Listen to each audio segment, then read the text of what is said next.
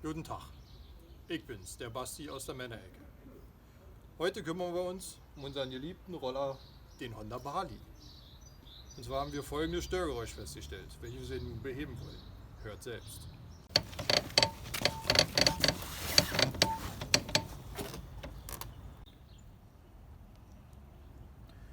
Folgende Werkzeuge brauchen wir zur Demontage des Vorderrades und des Bremssattels. Dazu brauchen wir die Viertelzoll Knarre mit einer 10er und einer 12er Nuss, gegebenenfalls mit Verlängerung. Ein 17er und 14er Maulringschlüssel, einen Schlitzschraubendreher, eine Halbzoll-Knarre mit entsprechender Verlängerung und einer 19er Nuss, einen Hammer und Rostlöser. So, als allererstes drücken wir den Bremsbelag ein kleines bisschen zurück, dass wir ein bisschen Spiel gewinnen, um effektiv arbeiten zu können. So. Als nächstes lösen wir die Vorderachse mit einer 19er Nuss auf dieser Seite und einer 14er zum Gegenhalten auf der anderen Seite.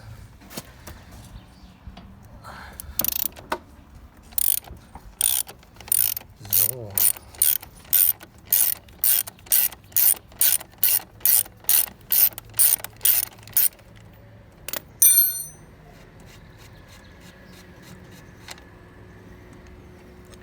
Um dem Ganzen ein bisschen Nachdruck zu verleihen, sanfte Schläge mit dem Hammer.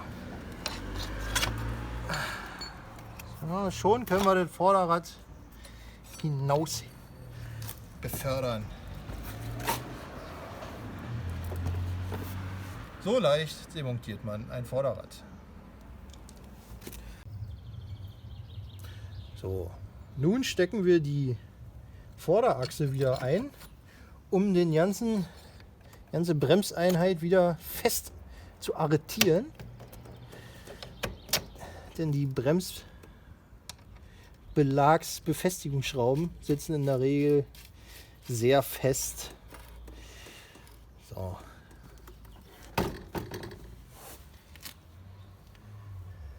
Nun haben wir hier so eine Sicherungsklammer. Die geht hier immer rum, die müssen wir hier ein kleines bisschen aufhebeln.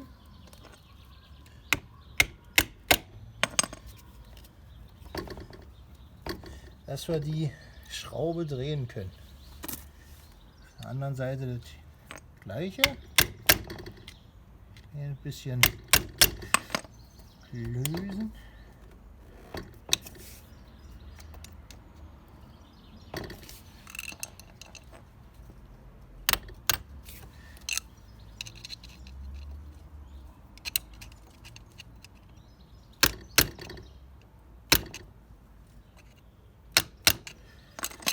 Nun können wir mit dem 17er Schlüssel angreifen.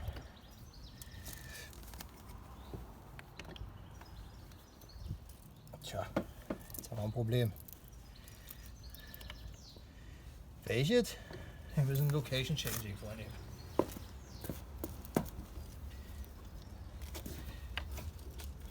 So.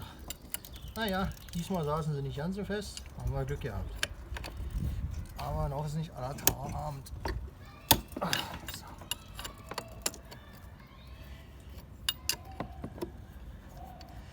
Nun können wir die mit Geduld und Spucke rausdrehen.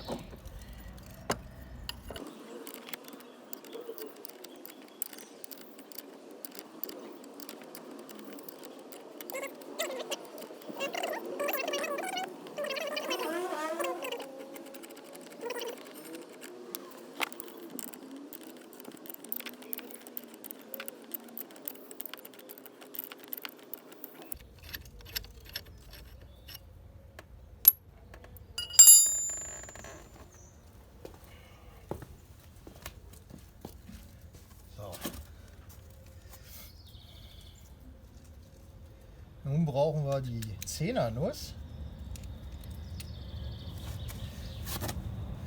um die Sicherungsklammer zu lösen.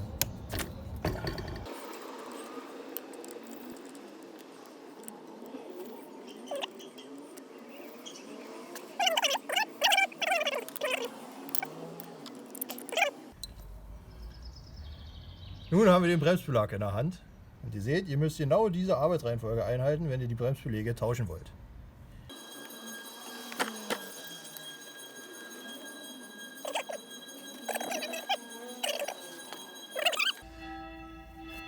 Nun nehmen wir die Achse wieder raus, um die ganze Bremseinheit wieder in der Hand zu haben. So, jetzt nehme ich den 14er Ringschlüssel und die 12er Nuss auf der Knarre und dann lösen wir die letzte sehr fest sitzende Schraube.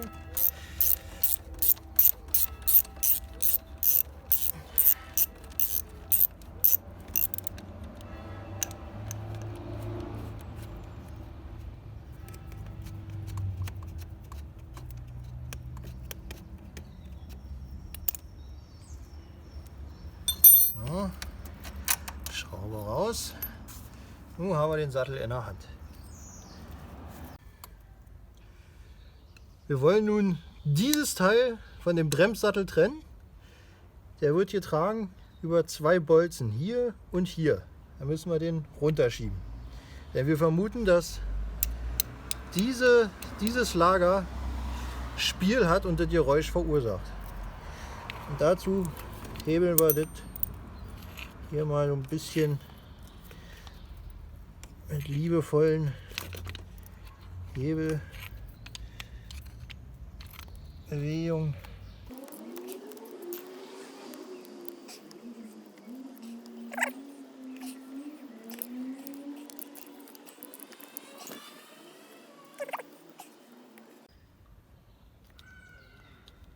Aha. Das sieht alles andere als gut aus. Na gut. Dann prüfen wir mal, ob das neue Teil besser ist. So, hier haben wir jetzt unser neues Gebrauchteil, welches wir aus einem Spenderroller ausgebaut haben. Das haben wir auseinandergenommen, sauber gemacht und nochmal überall Fett dran gemacht, wo wir dachten, da gehört Fett dran. Und das sieht doch eigentlich ganz gut aus. Also im Vergleich zu dem, glaube ich, sieht man einen leichten Unterschied. Nun ja, wir werden sehen. Nun bauen wir das Ganze in umgekehrter Reihenfolge wieder zusammen. Doch zuerst drücken wir die Bremszylinder noch mal ein bisschen zurück in ihren Wohnraum. Nun das neue Teil, frisch gefettet, gut geschmiert, fachgerecht eingeführt. Gut.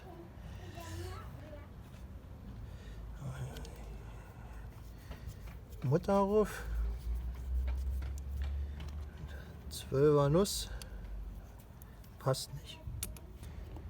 Diese Mutter, denn da passt auch die 12er Nuss. Aha. So leicht kann es gehen.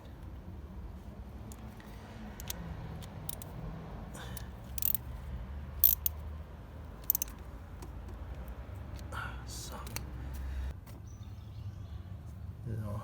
Nun fügen wir die Bremsbeläge wieder ein.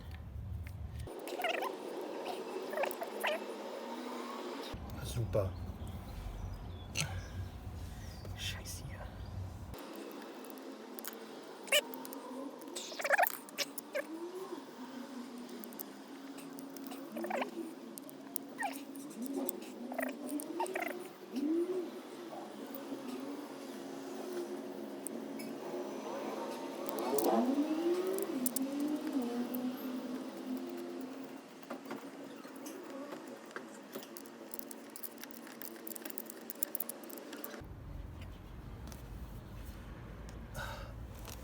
Ich brauche eine Pause. Ich habe Beine.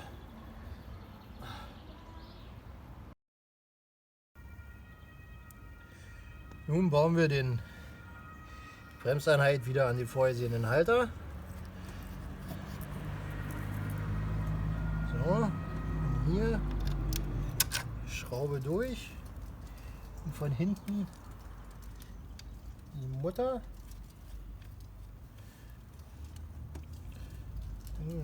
14er Ringschlüssel und die 12er Nuss.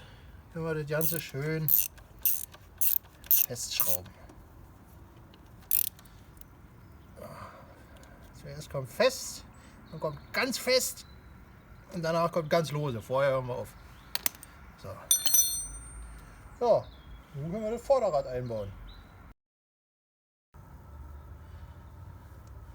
Hier noch die Schraube, die die Sicherungsspange arretiert.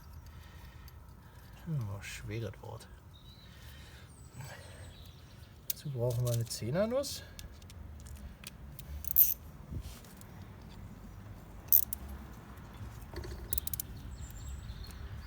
So. Nun geht's ran, das Vorderrad einzubauen. Wichtig ist, die Sicherungsnasen wieder zurückzubiegen, wenn die Schraube festgeschraubt ist. Und hier nach hinten so in diese Richtung umklappen, dass die Schraube gesichert ist. So, nun geht es dran, Vorderrad einzubauen. Das geht wie folgt. Zuerst setze ich hier die Tachowelle auf. Schon mal eine Säule weniger.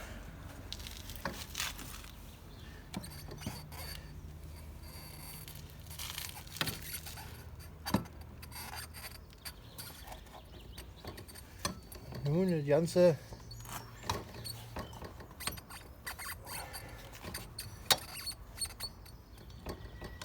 zwischen die Bremsbeläge fummeln. So.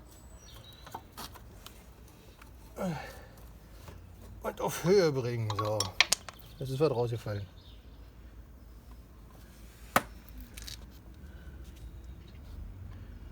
Das ist rausgefallen. Das müssen wir jetzt wieder reinstecken. Raus, wo kommt das her?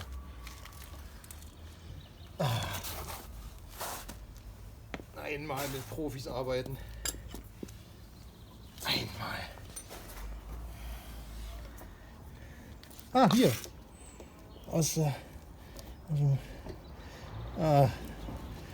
Ja, so viel wird gemacht. Naja, drin. Nun das Ganze auf die entsprechende Position.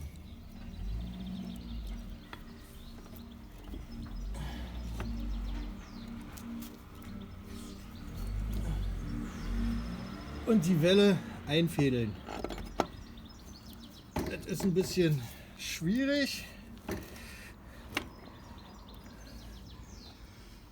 aber wenn leicht wäre, könnte ja jeder.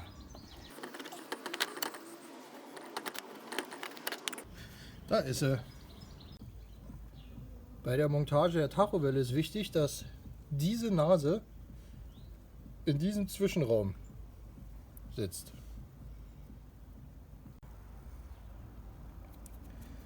Zu guter Letzt die Mutter der Vorderachse. Die schrauben wir auf, so weit wie wir schaffen. Ich habe gut gefrühstückt, ich schaffe es weit.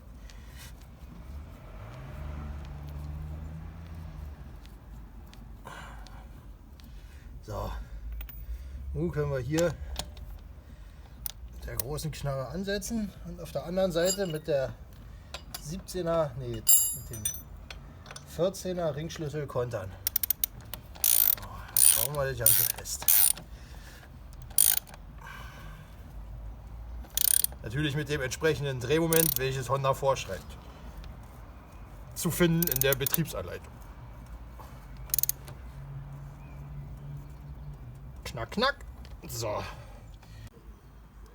So, nun haben wir das neue Teil eingebaut und sind eigentlich bereit für die Probefahrt. Wichtig ist vor der Probefahrt, die Bremse noch ein paar Mal durchzupumpen, dass die Bremse betriebsbereit ist.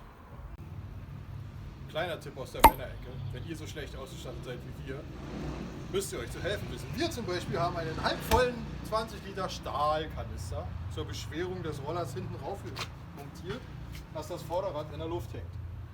Wenn der nicht drauf ist, kann man das Vorderrad nicht ausbauen.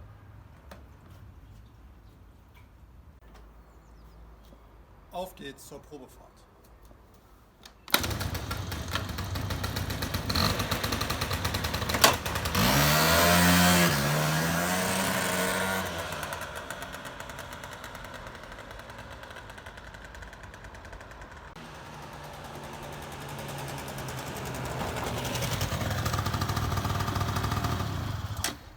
Tatsache, der Fehler ist behoben und der Roller läuft 1A und macht keine Geräusche mehr, außer brachialen Motorsound.